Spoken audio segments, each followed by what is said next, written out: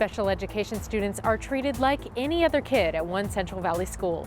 I'm Christina Salerno. We'll show you a school district in the town of Sanger that has been especially effective at integrating its special education students into general education classes and activities.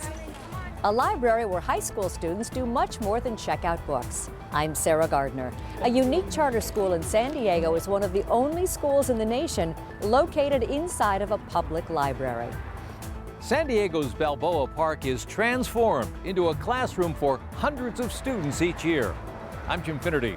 Elementary and middle school students spend several weeks a year studying at various museums as part of a creative program called School in the Park. Plus, we'll show you what it's like to spend a day in the life of a school secretary. It's all coming up on Inside California Education. Funding for Inside California Education is made possible by, since 1985, the California Lottery has raised more than $30 billion for our public schools. It's a modest amount after dividing it up to California's 1,100 public school districts from kindergarten through high school, as well as community colleges, UC and CSU campuses. Still, these funds help attract quality teachers, provide classroom equipment, and keep art and music programs alive. With caring teachers, committed administrators, and active parents, every public school student can realize their dreams. The California Lottery. Imagine the possibilities. The Stewart Foundation, improving life outcomes for young people through education. Additional funding for Inside California Education is made possible by these organizations supporting public education.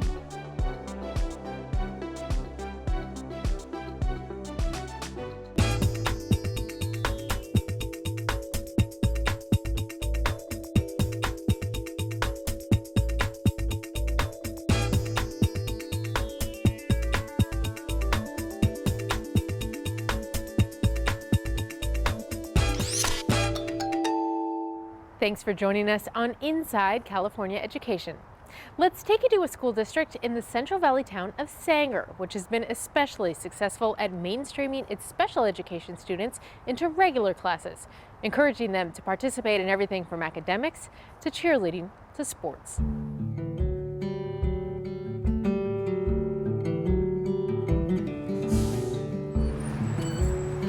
Good morning, Tej. Third grader Tej starts his morning like any other student at Lincoln Elementary School in the town of Sanger, located just east of Fresno.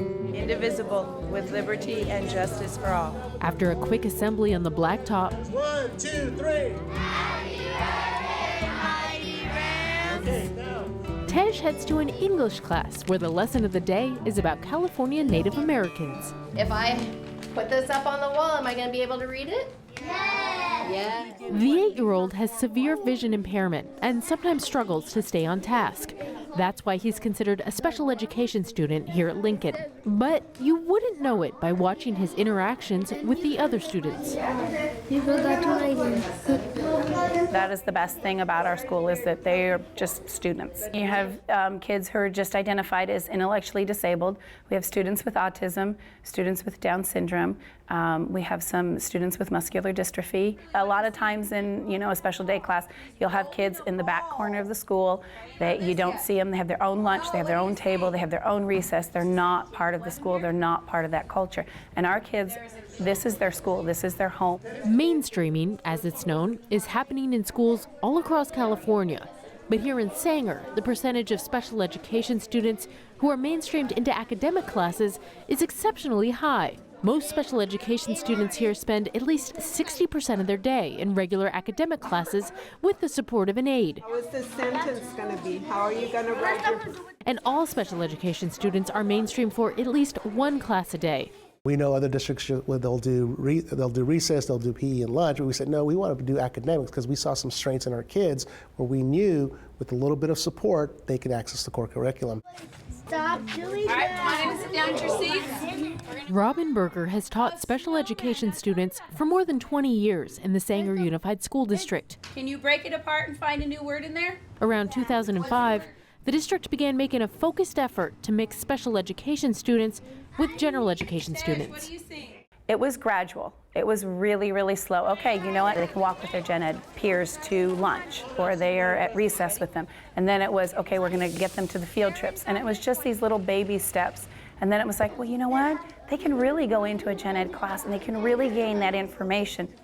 And it gives them a typical school experience. The other thing I think that stands out is that even in our special education classrooms, it's incredibly rigorous. There's a greater content-rich focus connected to what's happening in the mainstream classrooms, which that is very unique. You have teachers across the state that are really doing that in silos, but it's not a philosophical shift across all districts where I can say, in our district, that's a philosophical practice. Kimberly is a 5th grader who was also in Robin Berger's special education class due to an intellectual disability. Today, Kimberly is proudly sporting her purple and yellow Mighty Rams cheerleading gear. We do dancing, and we dance.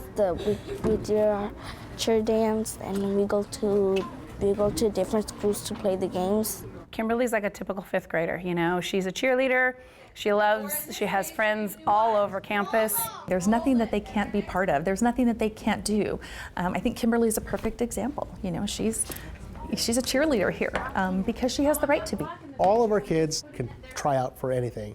We have a no-cut policy for athletics, meaning basketball, football, all those things.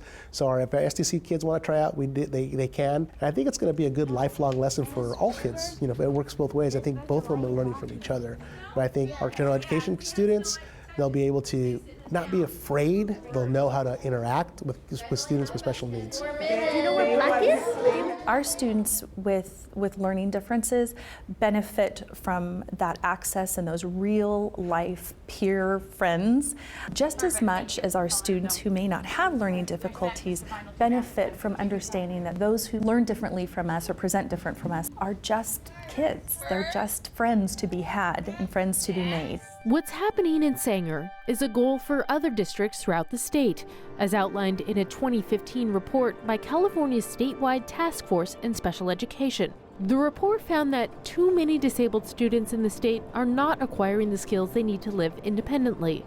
Only 60% graduate high school.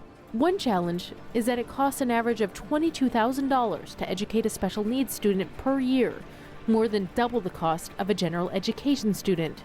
The task force recommends a coherent system of education, where disabled students are considered general education students first. I always say it was a philosophical change, and people, they want a program for that. Like, what's the program you used?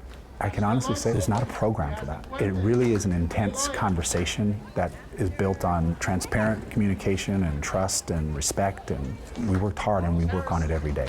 Now we're going to the nearest hundreds. So 507.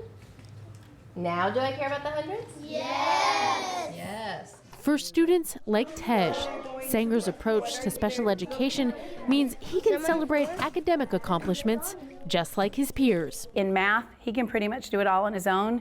Ms. Devine has sent back his tests that he's taken in her class, and he's gotten 100% where it hasn't been modified. It may have taken him a little longer, but he was able to complete all the math problems on his own. He was able to write the answers on his own, and he was so excited. I see them bloom. I see their skill set bloom. I see their confidence bloom, and the belief in themselves. It gives us a sense of knowing that people are different from us and that it's okay. I want them to have the same options and opportunities that any student graduating from high school has. And that is, what is your dream and how do we get you there? That home, school, work, I want them to have access to that and meaningful employment and be part of their community in the way that any other young adult is.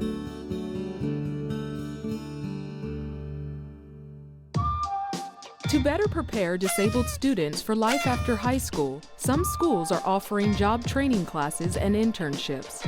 Students learn how to write cover letters and resumes and are matched with internships for jobs such as food preparation, managing medical supplies, and teaching sign language.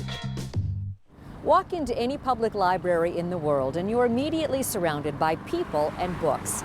At the public library in downtown San Diego, it's no different. But with the quick elevator ride upstairs, you'll discover much more.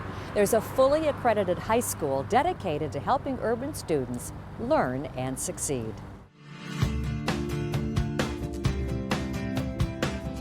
What are some other things that kind of struck you? It's another typical school day at a most untypical school. I want you guys to take about 5 minutes in your group to try to evaluate log-based score of 28. Welcome to E3 Civic High School. It's located not just in the heart of downtown San Diego. It's on the 6th and 7th floors of the city's sleek new main library. I'm just excited to be the part of a work that allows us to meet the needs of the next generation, that allows us to change the face of public education, I believe, in the future.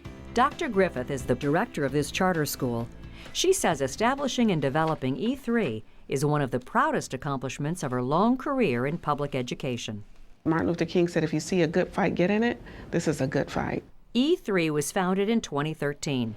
The City of San Diego, the school district, and Library Foundation worked together to open this high school inside the public library. E3 is the only public high school in downtown San Diego, providing more opportunities to students who live in the urban area. The library has its own tools like computer labs, 3D printing labs, and stuff like that. So if you have the dream to create something, you already have the tools for you. E3 has more than 450 9th through 12th graders. It's a project-based learning school. That means students design and create real-life projects that demonstrate comprehension of everything from mathematics to English. It's one reason many students are excelling. We have a very diverse school coupled with a small class size, which gives us a lot of one-on-one time with our teachers. Other schools tend to just work through busy work, worksheets, that sort of thing, whereas we really want to get into the deep depths of what we're trying to learn so that we're experts in it by the end of the year. I think personally for myself, I learned better through working through projects and different things of that matter.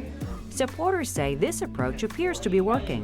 In the 2016 school year, 100% of E3 seniors graduated, and 97% attended a 2- or 4-year institution. For myself, I want to be a neuroscientist. One of my science teachers, Dr. Parag Chowdhury, actually really inspired me to study neuroscience through one of the science classes that I took for him my freshman year. Just based on the name, like that policy might be about climate change. Dr. Chowdhury teaches everything from philosophy to physiology. We're still a school that's kind of finding our own identity. And I think that one of the big things, really, we're not afraid to kind of experiment with our approach. How much pollution can a company emit into the environment? For Dr. Chowdhury, teaching at E3 is just as rewarding as his prior career as a research scientist, with equally tangible and meaningful outcomes. In science, you kind of begin to realize it's never really about you. It's really about being able to transmit those ideas to the next generation and see what they do with it and what they'll come up with. It's sort of like if I can't think in my head what is wrong with the things that are going on around me, if I can't describe it, then how can I fight it? With 77% of their students from traditionally underserved communities and 65% of their student body receiving free and reduced lunch, E3 faces a unique set of challenges. For example, a kid that comes to school hungry, it's really hard for them to learn. One way Mr. Newman faces this challenge, teaching students about nutrition in his project-based, sustainable urban agriculture class. So all the flowers are going to turn into cucumbers. I feel like they're, oh look, here's I teach a lot about health and nutrition and diet and really helping kids to make smart choices about how they eat. It's especially fun to kind of hear their quirky stories kind of later in the semester or even years later, like, oh, Mr. Newman, every time I eat a cookie, I think of you and I think maybe I should be eating a salad. Hey, I'm sorry I only have 3 that are ripe right now, but I'm sorry, more will be ripe soon, I promise. Thank you. I love seeing our learning facilitators, which typically are called teachers, and our staff. I love seeing them step into their next level of capacity and building their ability to carry on this work. Teachers and administrators here recognize not every urban public school will be able to emulate E3's success. After all, very few schools start out literally surrounded by a major library and its vast repository of knowledge. Still, they're hoping other schools will embrace some of their innovative ways of teaching and learning, and most important, E3's deep commitment to helping each student succeed and thrive. E3 has impacted my college decisions because they really inspired me to pursue science. I really like science a lot. I'm very analytical. I tend to take a more slower pace when it comes to different work, and so it's definitely hopeful to have a smaller class size, for it allows me to work more one-on-one with my teachers to really get the support and help that I need. We hope to provide the resources that our students can use to transform their lives into whatever it is they want to be. Everyone gets to know each other. We all have really personal bonds with each other, and as well as the students, with the teachers, and it's just a strong family. The first work of any high school or any new work is to build the culture and climate. If you build the proper culture and climate where every individual is loved, celebrated, respected, and held accountable and incentivized and rewarded and motivated, you can teach them anything. I know, crazy, huh? Students at E3 Civic High have more than 1 million books at their fingertips at the San Diego Central Library. The library is topped by a dome, larger in size than the U.S. Capitol. The dome looks incomplete, a purposeful design to reinforce the notion that learning is a continuous process.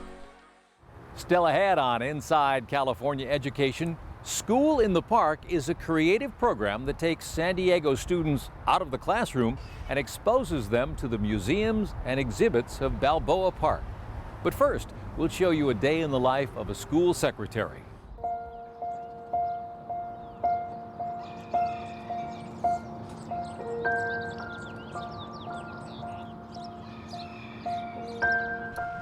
Thornton's a very small town. We are located in the Central Valley between Stockton and Sacramento. There's a lot of farming, agriculture. It's a very close community. Everybody knows each other here. We are one school, one district here at New Hope Elementary.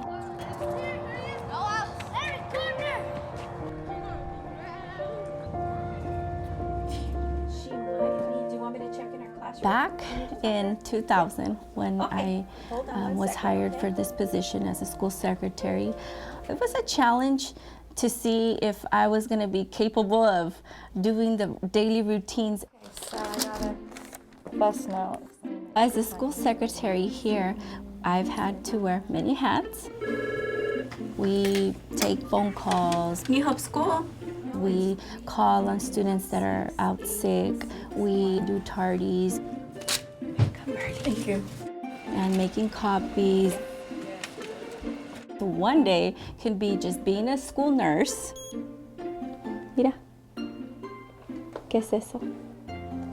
Sometimes we go out to yard duty, interacting with the students and watching over them. What's going on, Carla? I do have a school business card.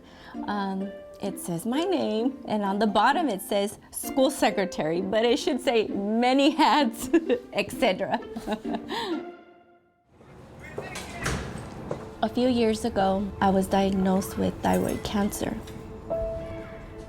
It was really a tough challenge for me, not to lose faith, to still be who I am and not change. I came to work every day because my kids here, my coworkers, my family here deserved me to be here, because I felt that this is my second home and I needed to be here. Yep. Yeah, we like her. She's been here ever since I was in kindergarten. I feel like there's a lot in me that I can give to these kids, and if I can help make one child smile, to me, that's the most rewarding thing that I can get out of my day. Hi, Aiden. At the end of my day, I do feel happy because wearing many hats or just being the plain school secretary, I've accomplished something. I've made a difference to somebody. I've made somebody smile. And going home to my 6 children and my 2 grandchildren and watching them, I just enjoy it even more. So to me, that's my reward. The phrase "a day in the park" usually means a day spent at leisure, perhaps surrounded by nature. But that's not the case for hundreds of San Diego elementary and middle school students. Each school year, they spend up to 8 weeks in San Diego's Balboa Park, studying everything from science to history to the arts. It's called School in the Park.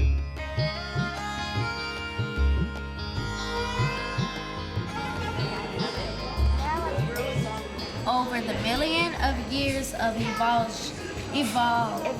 evolution. These kids may seem unusually focused and attentive as they explore the NAT, Balboa Park's Natural History Museum. That's because looking at fossils and dinosaur models isn't just a casual exercise during a one-day field trip. Each student's spending up to 4 hours a day here for a solid week as their textbook learning comes to life. The NAT is a very good place to stay calm and just discover things. Welcome to School in the Park, an innovative program that shifts learning from the traditional classroom setting to the vibrant and diverse opportunities inside San Diego's Cultural Center. It all started in the 1990s when Price Club and Costco founder Saul Price decided to help revitalize San Diego's City Heights neighborhood, a disadvantaged urban area where nearly 4 in 10 residents were immigrants and refugees, and nearly a quarter lived in poverty. Price Philanthropies brings 3rd through 7th graders from 2 City Heights schools into Balboa Park for up to 8 weeks over the school year. We like to think of it as adding depth to their curriculum. We really work with the teachers to plan, and they'll teach something at school in the books, and then we'll bring it to life here in the museum. So it's not a field trip at all. This park becomes their own.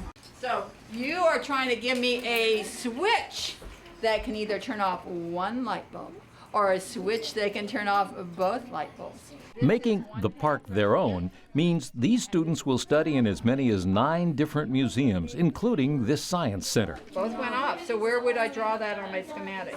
The school district and their own teachers work closely with museum educators to ensure that all instruction is closely coordinated and fully meets all grade level and Common Core standards. What sort of habitat was around in San Diego? This week, 6th graders, they have to do a presentation at the end of the week, and each one is an expert group about one specific time period. We get to really know who the students are, their personalities, what their interests are, and how to even delve deeper into that so they have a deeper appreciation for dinosaurs or for science. Besides science and technology, math and natural and human history, these kids are also introduced to another, perhaps more surprising area of study. Oberon wants the boy, and Titania will not let him have it. Inside the Old Globe Theater, students are rehearsing for their performance of Shakespeare's A Midsummer Night's Dream. Set your heart at rest. The fairyland bites not the child of me. I know there's academic success because we do a pre and post test at every museum, but more than that, I like to see that students get confidence and they gain social skills. It's an amazing immersion in culture and in academic language that puts our students in line, in level with every other playing field of socioeconomic strata. Kids have gone on and said that we've helped them with their science skills. Right now we can interview parents, and they do say that kids never forget this experience, and that a lot of them want to go on to become careers that they never even thought of before. I think why the other students and I enjoy School in the Park is because we get to go outside. We get to learn different topics instead of math and English and social studies. It provides a much richer experience for the students, and it's a lot more fun. They don't realize they're learning. To them, they're just checking out the dinosaurs. These students come from households where at least 7 non-English languages are spoken. Educators say School in the Park is where this vast array of different backgrounds and cultures come together in an exciting and shared learning experience, one that even extends to parents who can also visit these museums for free. I would say that every philanthropist should invest in education, especially this kind of blend of formal and informal education. It's a great experience for our kids, and it's really sorely needed in education right now. I think every student in an inner city environment needs this experience. and it needs to be for more than a day. This is 40 days a year. So it's an amazing opportunity for them and for the future. Yes! We have done it! That's going to do it for this edition of Inside California Education. If you'd like more information about the program, just log on to our website, insidecaled.org. We have video from all of our shows, and you can connect with us on social media as well. Thanks for joining us. We'll see you next time on Inside California Education. Indivisible, with liberty and justice for all. Hey, I'm sorry I only have 3 that are ripe right now, but I'm sorry, more will be ripe soon. Over the million of years of evolution. Oberon wants the boy, and Titania will not let him have it. So all the flowers are gonna turn into cucumbers. 1, 2, 3.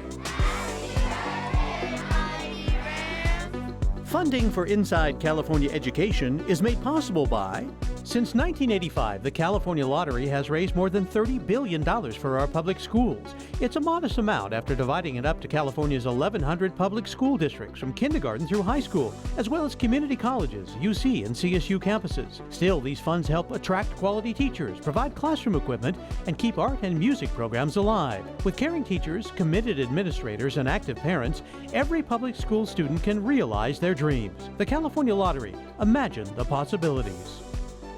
The Stewart Foundation, improving life outcomes for young people through education. Additional funding for Inside California Education is made possible by these organizations supporting public education.